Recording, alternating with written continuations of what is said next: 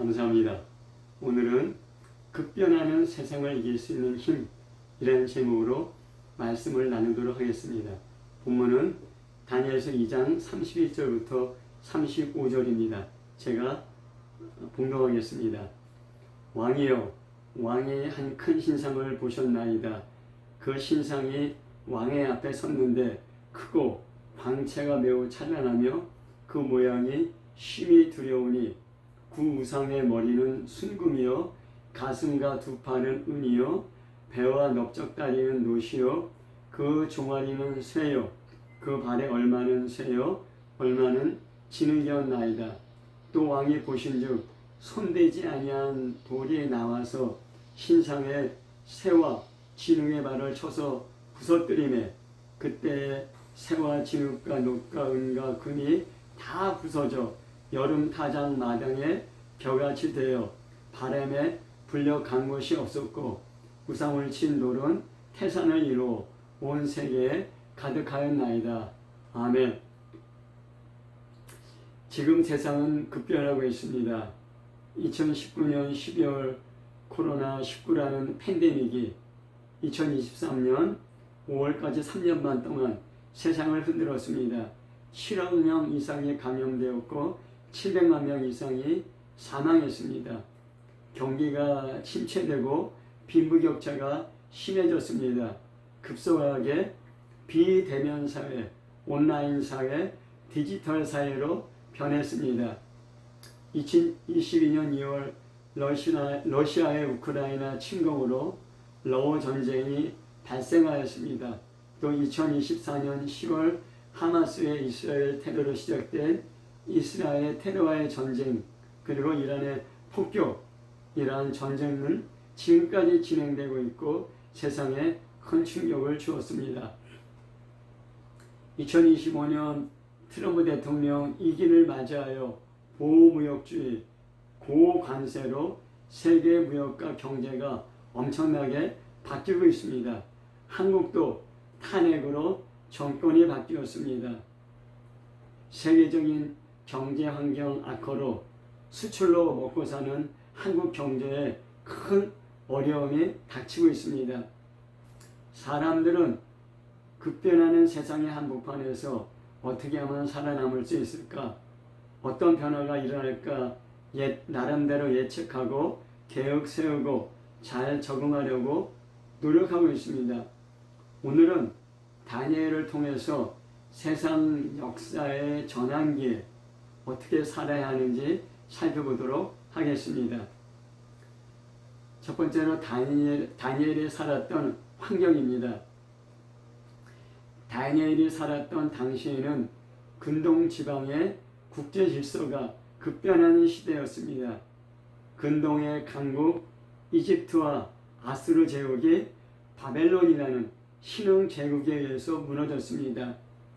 이스라엘은 주전 931년 북이스라엘과 남유다로 분단되었습니다.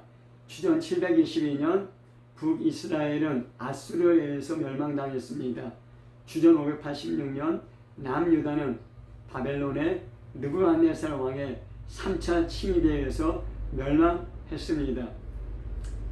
남유다의 멸망 원인은 신앙적으로 우상 숭배와 부정부패였습니다. 현실적으로는 이집트와 바벨론 사이의 외교 실패, 바벨론 정책 때문이었습니다. 다니엘은 바벨론의 유다 1차 침공 때 주전 605년에 바벨론에 끌려갔습니다. 남유다와 살던 때와는 전혀 다른 세상 속으로 들어가게 된 것입니다. 다른 인종, 다른 언어, 다른 사회와 다른 문화에 적응하면서 살아야 했습니다.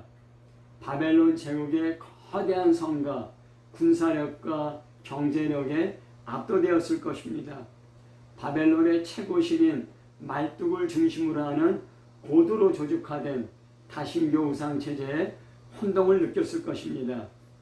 당시 나라와 나라의 전쟁은 그 나라의 신들과의 전쟁으로 생각되었습니다. 어떤 나라가 전쟁에서 승리하면 그 나라의 신이 승리한 것입니다. 바벨론의 포로로 끌려간 유대인들도 마찬가지 생각이었습니다. 유다의 여호와 하나님이 바벨론의 말뚝신보다 약한 것인가? 우리 하나님이 가짜신인가? 혹시 여호와 하나님이 우리를 버리셨나? 우리가 믿던 여호와 하나님 신앙이 잘못된 것인가?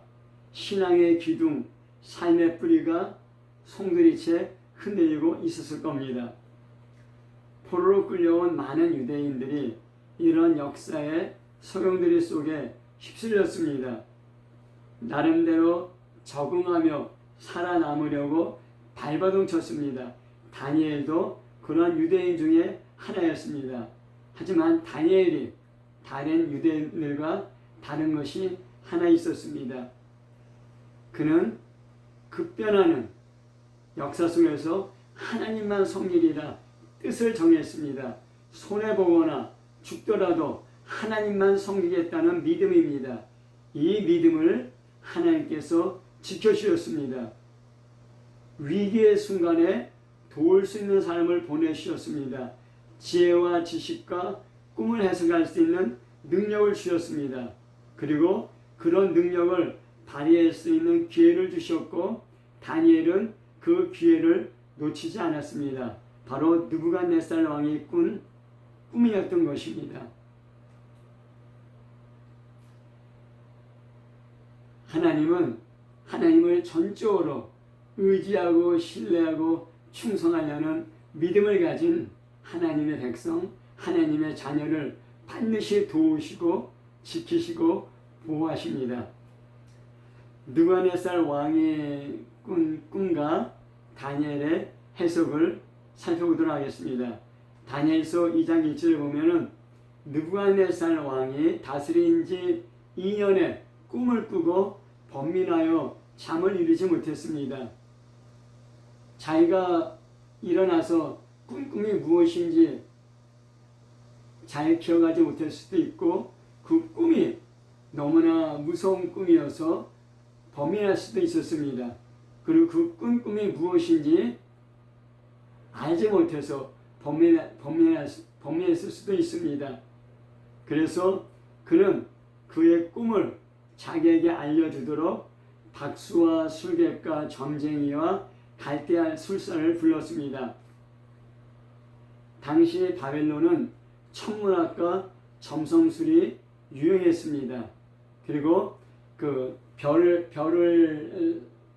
관측하는 그 천문학과 별을 통해서 어떤 일을 예언하고 해석하는 점성술, 이 과학과 종교가 밀접하게 결합된 그러한 나라였습니다. 박수는 지혜자 계층의 핵심입니다. 아마 최고 권위의 그 박사들 그런 사람들이었습니다. 그리고 술객은 마술을 통해 질병을 치료하고 부적이나 주문을 외우는 그런 종교인이었습니다. 점쟁이는 그 미래를 예측하고 예언하는 종교인이었습니다. 갈대아 술사는 별자리를 보고 해석하는 천문학자나 점성술사였습니다. 당시 바벨론의 과학과 종교의 최고 전문가들을 불러서 느부갓네살 왕이 꾼 꿈이 무엇이고 그 해석에 대해서 말하게 하였습니다. 하지만은 바벨론 최고의 과학자, 바벨론 최고의 종교인들은 느부갓네살 왕이 꾼 꿈이 무엇인지 알지도 못하고 그래서 그 꿈을 해석할 수도 없었습니다. 그래서 그 박사들은 왕이 꾼 꿈이 무엇인지 알려주면 해석하겠다고 하였습니다. 그러자 느부갓네살 왕은 내가 어떤 꿈을 꾸었는지 나에게 알게 해주면은 그 사람이 그 꿈을 해석할 줄도 알겠다 하면서 내가 어떤 꿈을 꾸었는지 나에게 얘기하라고 그 박사들에게 윽박질렀습니다. 그러면서 그러자 갈대아 술사가 신 외에는 왕이 어떤 꿈을 꾸었는지 알 자가 없나이다 하였습니다. 당연합니다. 다른 사람이 어떤 꿈을 꾸었는지 사람이 어떻게 압니까? 하지만 느부갓네살 왕은 진노하여서 바벨론의 모든 박사를 멸하라고 명령하였습니다. 바벨론 제국의 종교의 최고 전문가, 과학의 최고 전문가들이 자신의 고민을 해결해 주지 못했기 때문입니다. 느부갓네살 왕이 시위대 대장 아리옥에게 모든 박사를 죽이라고 명령했고, 시위대장, 지금 말하면 아마 경호실장 같은 그런 직책일 것입니다. 아리옥이 모든 박사를 죽이러 나갔습니다. 그때 아리옥이 다니엘을 만났습니다. 다니엘도 그때 바벨론 지방의 유식한 박사 중에 하나였습니다. 그 아리옥은 박사를 죽이라는 명령을 받았기 때문에 다니엘을 보자마자 죽일 수도 있었습니다. 하지만은 아리옥은 다니엘이 왜 그렇게 급하게 가냐고 질문했을 때 그동안에 있었던 여러 가지 사실들을 다니엘에게 이야기했습니다. 그러자 다니엘은 느부갓네살 왕에 나아가서 기한을 주시면 왕에게 그 해석을 보이겠다고 이야기했습니다. 아리옥은 그 당시 박사 중에 하나인 다니엘을 만나자마자 죽일 수도 있었지만은 다니엘의 질문에 대답해 줬습니다. 우연이 아닙니다. 하나님께서 아리옥의 마음을 움직이셨기 때문에 다니엘을 죽이지 않고 대화하게 된 것입니다. 다니엘이 왕에게 나아갔을 때 나에게 기한을 달라고 얘기했습니다. 그때 그 진노한 느부갓네살 왕은 다니엘을 죽일 수도 있었습니다. 하지만은 다니엘을 죽이지 아니하고 오히려 내가 이 기한을 줄 테이니 그 기한 내에 와서 내가 꾼 꿈이 무엇이고 그 꿈이 무엇인지 해석해 달라고 얘기했습니다. 이것도 우연은 아닙니다. 하나님께서 당시 최고의 권력자와 실력자들의 마음을 움직여서 다니엘의 목숨을 구해주신 것입니다. 다니엘은 집으로 가서 친구들에게 이 일을 말하였습니다. 그리고 다니엘 자신과 친구들이 바벨론 박사들과 함께 죽임당하지 않도록 하나님께 기도하였습니다. 밤에 하나님께서 환상 중에 은밀한 것을 다니엘에게 보여주셨습니다. 하나님은 다니엘이 죽을 위험 가운데 보호해 주실 뿐만 아니라 그 느부갓네살 왕이 어떤 꿈을 꾸었는지 그 꿈의 해석이 무엇인지 가르쳐 주셨던 것입니다. 그때 다니엘은 하나님을 찬양했습니다. 다니엘서 2장 20절 23절에 보면 다니엘이 말하여 이르되 영원부터 영원까지 하나님의 이름을 찬송할 것은 지혜와 능력이 그에게 있음이로다. 그는 때와 계절을 바꾸시며 왕들을 폐하시고 왕들을 세우시며 지혜자에게 지혜를 주시고 총명한 자에게 지식을 주시느니라. 그는 깊고 은밀한 일을 나타내시고 어두운 데 있는 것을 아시며 또 빛이 그와 함께 있도다. 나는 조상들의 하나님이여 주께서 나의 조상들의 하나님이여 주께서 이제 내게 지혜와 능력을 주시고 우리가 주께 구한 것을 내게 알게 하셨사오니 내가 주께 감사하고 주를 찬양하나이다. 곧 주께서 왕의 그 일을 내게 보이셨나이다 했습니다. 하나님이 영원부터 영원까지 찬양을 받기 합당하다는 것입니다. 이 나라와 제국들은 비록 사람들에게 위협감을 주고 사람을 다스리고 통치하는 것 같지만은 제국은 영원하지 않습니다. 하지만은 하나님은 영원하다는 것입니다. 그 하나님께서 때와 계절을 정하신다는 것입니다. 이 제국이 언제부터 언제까지 있을 것이다. 이 나라가 언제부터 언제까지 있을 것이다. 이 기업이 언제부터 언제까지 있을 것이다. 때와 기한을 정하며 왕들을 일으키기도 하고 왕들을 패하기도 하신다는 것입니다. 대통령을 세우기도 하시고 대통령을 패하기도 하신다는 것입니다. 그러면서 하나님께서는 깊고 은밀한 사람들이 도무지 알 수 있는 것을 나타내 주시고 또 사람들에게 지혜와 능력을 주신다는 것입니다. 그러면서 다니엘은 하나님께 구하였던 것을 하나님께서 나에게 주셨다고, 하나님께서 정확하게 다니엘이 구하는 것을 주셨고 다니엘은 그것을 인하여서 감사하며 찬송하였던 것입니다. 왕들이, 거대한 제국들이 세상을 다스린 것 같지만 하나님께서 세상을 다스리십니다.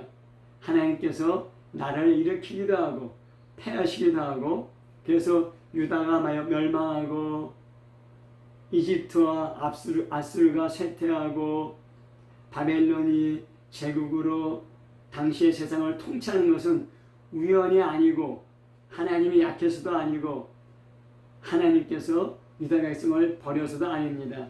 하나님께서 하나님의 뜻대로 때와 기한을 정하시고 왕들을 일으키기도 하시고 낮추기도 하신다는 것입니다. 역사를 주관하는 분은 사람이 아니고 하나님입니다. 제국이 아니고 하나님 나라인 것입니다. 이러한 역사의 흐름을 꿰뚫을 수 있는 빛과 지혜를 주신 분도 하나님입니다. 이것이 다니엘의 고백이고 찬양입니다. 그 다니엘은 느부갓네살 왕의 꾼 꿈이 무엇인지 그리고 그 꿈을 해석해 주었습니다. 느부갓네살 왕은 크고 광채가 나고 두려운 신상을 보았습니다. 세상 역사에 나타난 거대하고 세상 영광으로 찬란하게 빛나고 사람을 두렵게 하는 그런 압도적인 제국들입니다. 머리는 정금이고 가슴과 두 팔은 은이고 배와 허벅지는 노시고 두 종아리는 철이고 발에 얼마는 철이요 얼마는 진흙입니다. 그러나 사람의 손으로 만들지 않은 뜨인 돌이 철과 진흙에 발을 쳐서 부서뜨렸습니다. 그때 철과 진흙과 녹과 은과 금이 다 부서지고 여름 타작마당에 겨같이 없어져 버렸습니다. 그러나 그 우상을 친 돌은 태산을 이루어 온 산에 가득하였습니다. 그 꿈의 해석은 다니엘서 2장 37절부터 45절에 나옵니다. 바벨론 왕 느부갓네살이 바로 금머리입니다. 그 다음에 바벨론 왕 느부갓네살보다는 못한 은과 같은 나라가 일어날 것입니다. 바벨론을 무너뜨린 페르시아 제국입니다. 그 다음에 페르시아 지역보다 못한 동과 같은 나라가 일어날 것입니다. 페르시아 제국을 무너뜨린 그리스 헬라 제국입니다. 그 다음에 철과 같은 나라가 일어날 것입니다. 그리스 제국을 무너뜨린 로마 제국입니다. 역사의 마지막에는 철과 흙이 섞인 것 같은 그런 제국이 일어납니다. 적그리스도 나라입니다. 그러나 뜨인 돌 예수 그리스도 하나님 나라에 의해서 세상 제국은 무너져 없어지고 영원한 하나님 나라가 세워질 것입니다. 어떤 나라가 흥하고 망하고 어떤 왕이 세워지고 패해지는 것은 궁극적으로 하나님의 손에 달렸다는 것입니다. 하나님께서 세계 역사를 움직이신다는 것입니다. 하나님께서는 한 개인의 인생을 주관하실 뿐만 아니라 한 나라, 온 세계 역사도 주관하신다는 것입니다. 다니엘은 그 느부갓네살의 왕의 꾼 꿈과 그 해석을 통해서 총리가 되었습니다. 그러면서 다니엘은 깨달았습니다. 거대하고 찬란하고 압도적인 이 바벨론이라는 나라도 결국은 멸망하고 은과 같은 페르시아 제국이 세워질 것이라는 것입니다. 그러므로 바벨론 제국에 두려워하지 말고 영원한 하나님 나라, 영원한 하나님만을 두려워하며 섬기겠다고 마음속에 결심하게 되었을 것입니다. 다니엘이 유대인의 포로로 다니엘이 바벨론, 당시 세계 최고의 제국 바벨론의 총리가 되었습니다. 이 소식은 바벨론 온 백성에게 알려졌습니다. 뿐만 아니라 바벨론의 포로로 끌려와 고생하는 유대인들에게도 알려졌습니다. 그 유대인들에게 어떤 영향을 주었겠습니까? 먼저 바벨론의 포로로 끌려온 유대인들의 생활이 어땠는지 살펴볼 필요가 있습니다. 유다라는 조국은 멸망되었습니다. 가족은 죽거나 분리되었습니다. 집과 재산이 잃고 포로 신분으로 되어 바벨론에 끌려왔습니다. 민족적 정체성에 혼란이 있었습니다. 맨몸으로 1000km 이상 떨어진 바벨론의 포로로 끌려왔습니다. 바벨론에서 먹고 살아야 됩니다. 포로로서 당장 먹고 사는 것이 고통스러웠을 것입니다. 경제적인 고통입니다. 뿐만 아니라 바벨론의 언어와 문화와 종교, 유다와는 전혀 다른 그런 사회 속에서 살아야 됩니다. 문화적인 큰 충격입니다. 유대인들에게 여호와 하나님 신앙의 핵심은 예루살렘 성전이었습니다. 그 예루살렘 성전에 여호와 하나님이 계신다고 믿었습니다. 그 여호와 하나님께 유대인들은 제사 드리고 예배 드리면은 여호와 하나님은 그 유대를 지켜주시고 또 여호와 하나님께서 그 성전에서 온 나라를 세계 열방을 다스린다고 믿었습니다. 그런데 유다 종교의 핵심 예루살렘 성전이 파괴되었습니다. 하나님이 계신다고 믿는 예루살렘 성전이 파괴되었습니다. 제사 드릴 수도 없었고 죄 용서 받을 수도 없었습니다. 신앙적 정체성이 붕괴된 것입니다. 집을 지탱해주는 기둥들이 있습니다. 이 기둥들이 무너지면은 집도 무너집니다. 사람들도 마찬가지입니다. 사람들을 지탱해주는, 사람들의 인생을 지탱해주는 중요한 기둥들이 있습니다. 민족적인 기둥, 정신적인 기둥, 경제적인 기둥, 문화적인 기둥, 신앙적 기둥들입니다. 이 기둥들이 흔들리고 무너지면은 사람도 흔들리고 무너집니다. 당시 유대인들의 삶을 지탱해주던 모든 기둥들이 흔들리고 무너졌습니다. 그리고 거대하고 찬란한 영광으로 빛나는 두려운 바벨론 제국에 압도되었습니다. 바벨론 제국이라는 세상에 흔들리고 휩쓸렸을 겁니다. 이때 다니엘의 꿈 해석은 포로로 끌려온 유다인들의 신앙을 깨웠습니다. 찬란하고 거대하고 두려운 바벨론 제국도 결국은 멸망하게 될 것이라는 것입니다.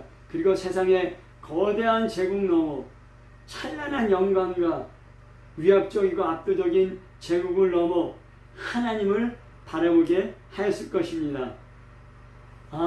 바벨론 제국이 세상을 다스린 것 같지만, 바벨론 제국이 세상의 중심인 것 같지만은 하나님께서 세상의 중심이고 하나님께서 이 세상을 통치하고 계시구나 회개하고 신앙의 자리로 돌아오게 하는 촉진제가 되었을 것입니다. 말씀을 맺겠습니다. 지금도 세상 질서는 급변하고 있습니다. 우리의 삶은 흔들리고 있습니다. 혹시 우리 인생을 지탱해 주던 인생의 기둥들이 무너지고 있습니까? 세상 권력과 세상의 힘에, 세상 영광에 압도되어 두려워하고 있습니까? 세상의 물결에, 그 거센 물결에 휩쓸리고 있습니까? 어떻게 해야 됩니까? 그런 세상에 대비하고 또 염려하고 두려워하고 있습니까? 우리가 물론 세상의 흐름에 준비해야 합니다. 하지만 세상 안에서 세상의 물결에, 거센 물결에 싸워 이길 수가 없습니다. 우리가 먼저 해야 될 것은 그런 세상 넘어 세상을 움직이시는 하나님, 역사를 주관하시는 하나님을 바라보아야 하는 것입니다. 거대하고 찬란하고 압도적인 세상 제국들도 결국 여름의 그런 타작마당의 그 재와 같이 겨와 같이 다 사라지게 될 것입니다. 바벨론도 페르시아도 그리스도 로마도 중국의 여러 제국들도 다 역사의 뒤안길로 사라졌습니다. 그러나 하나님 나라는 영원합니다. 영원히 변치 않는 하나님 나라가 있습니다. 세상의 흥망성쇠에 따라 일어나고 쓰러지는 세상 제국들이 있습니다.